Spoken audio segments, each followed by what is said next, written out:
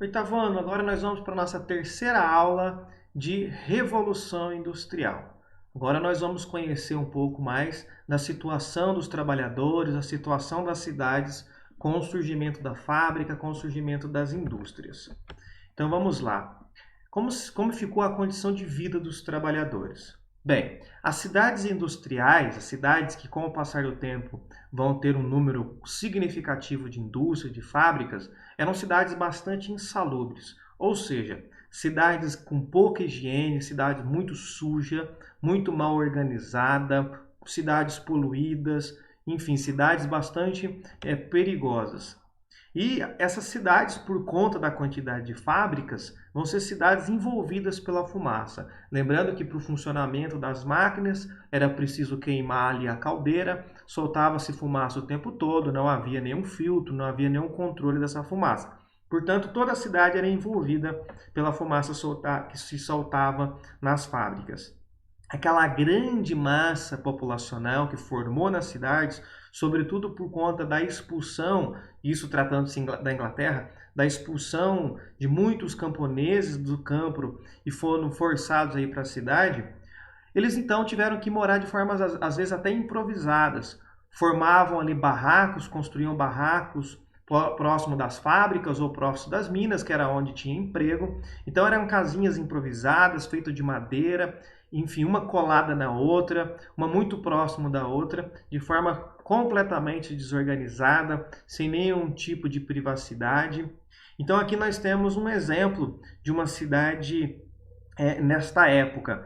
Muita gente na rua, e vocês podem observar, né, as mesmas casas que eram um pouco mais bem elaboradas, casas mais altas, eram todas muito coladas umas nas outras, as ruas eram bastante estreitas. Lembrando que essas cidades antigas, gente, nós ainda não tínhamos automóveis, portanto, eles faziam as ruas mais ou menos do tamanho suficiente para passar ali charretes. Até as cidades, no Brasil, as cidades mais antigas, vocês podem observar até mesmo aí em Congonhal.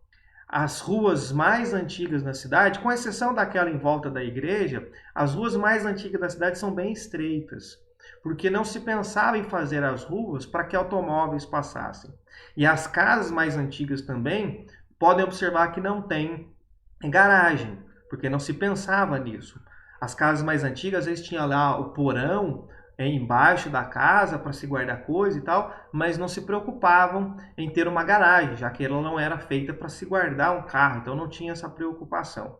Essas cidades na Europa do final do século XIX, então são cidades que cresceram de forma muito rápida, cresceram de forma desordenada, então as ruas eram muito estreitas, muito apertadas. E por conta da sujeira que se acumulava nas ruas, lembrando que essas cidades, muitas delas não tinham rede de esgoto, então às vezes os dejetos eram todos jogados na rua, eram cidades que a sujeira causava muita doença na população. A população se adoecia e se fosse doença contagiosa, essas doenças se espalhavam rapidamente na população.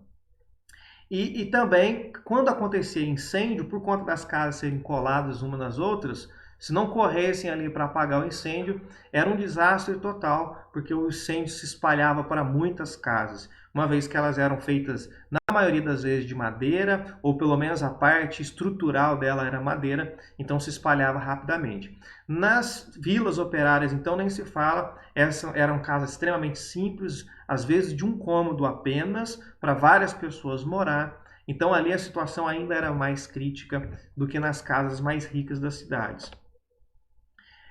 Um outro problema importante é que a estrutura familiar vai ruir completamente. Por uma questão muito simples. Os pais tinham uma jornada muito longa de trabalho. E portanto, as crianças ficavam sozinhas nas ruas. Não havia um lugar para deixar essas crianças. Então, as crianças ficavam abandonadas praticamente. Os pais trabalhavam, às vezes, 15 horas por dia. E iam para casa apenas para dormir e no outro dia voltavam de novo. As crianças viviam praticamente sozinhas, sem ter ninguém para tomar conta. Os mais velhos cuidavam dos mais novos. O problema é quando as crianças eram todas novas demais. Um outro detalhe importante desta época é que o valor que se pagava de salário para o indivíduo era para aquele indivíduo se manter. Não se tinha uma preocupação em pagar o salário para sustento de toda a família. Era um pagamento para aquele indivíduo somente. Então, além de trabalhar longas horas de trabalho, uma carga horária muito grande, o dinheiro que o trabalhador recebia não era suficiente para atender a sua família. Portanto, a estrutura familiar vai ruir completamente, porque as crianças vão crescer abandonadas. Não tinha um lugar apropriado para deixar essas crianças. Então, é uma situação bastante complicada. Já os desempregados viviam numa situação tão complicada que eles não viam saída. Não tinha como sustentar os filhos, alguns inclusive partiam para a criminalidade, mas o que aconteceu em grande escala, principalmente na Inglaterra, é as pessoas caírem no vício. Partiam para o alcoolismo, porque através do álcool, as pessoas embebedando, era uma forma de fugir da realidade tão complicada que eles tinham. Ou partiam por criminalidade, ou acabava partindo para o vício, uma vez que eles não conseguiam encontrar emprego. E claro que essa situação se agrava, porque se caso tivesse oportunidade de trabalho, o empregador não daria a oportunidade para alguém que era viciado em bebida. Tá certo? Uma vez viciado, a pessoa pode se tornar dependente química e é muito difícil sair desta condição. Então, muitos vão cair no vício. E a vida vai ser extremamente precária. Vamos ver na apostila de vocês, na página 35. Nós teremos aqui esse pequeno trecho. Vamos acompanhar aqui. Casas miseráveis e pequenas eram construídas apressadamente para os trabalhadores. A construção era pouco regulamentada e as casas eram encostadas umas nas outras, em ruas estreitas, sem ar fresco e sem luz. Alguns cômodos não tinham janela. O carvão era o combustível para os trens a vapor, os motores das fábricas e para o aquecimento das casas. A cidade sempre estava sob uma nuvem de fumaça. A pobreza era a mais dolorosa nas cidades. O povo do campo sofria com os maus tratos dos senhores de terra e os períodos de escassez de alimentos. Numa dessas ocasiões, os camponeses italianos chegaram a comer feno, ou seja, aquilo que era destinado à alimentação dos animais. Mas os camponeses podiam caçar às escondidas, pegar lenha e comer fruta silvestre. Os moradores das cidades não podiam. Quando não eram mais necessários, os operários eram demitidos sumariamente. Não havia seguro social para ajudar os desempregados, os sem moradia ou os doentes. Muitas pessoas pensavam que a pobreza era resultado da preguiça. Achavam também que a classe trabalhadora deveria ser mantida no lugar, para evitar que se julgasse melhor do que era e interrompesse o funcionamento disciplinado e constante das fábricas. Perceba que a situação, então, era bastante complicada. E, infelizmente, esta mentalidade ainda permanece nos dias de hoje.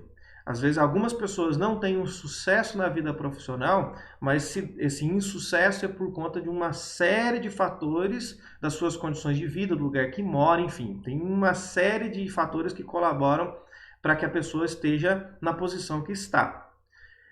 Mas, às vezes, é atribuído à preguiça, porque não corre atrás, porque, enfim, não trabalha.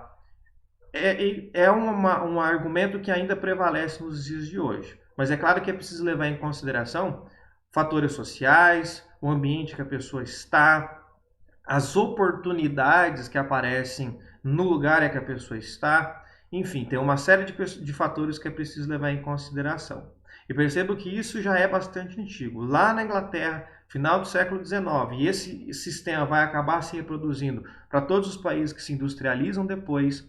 A população operária ela vai ser uma população bastante oprimida por conta das faltas de condições de trabalho e da dificuldade de dialogar com os seus patrões. Então aqui nós encerramos esta aula 3 e na próxima aula nós vamos ver um pouco mais sobre uma segunda revolução industrial.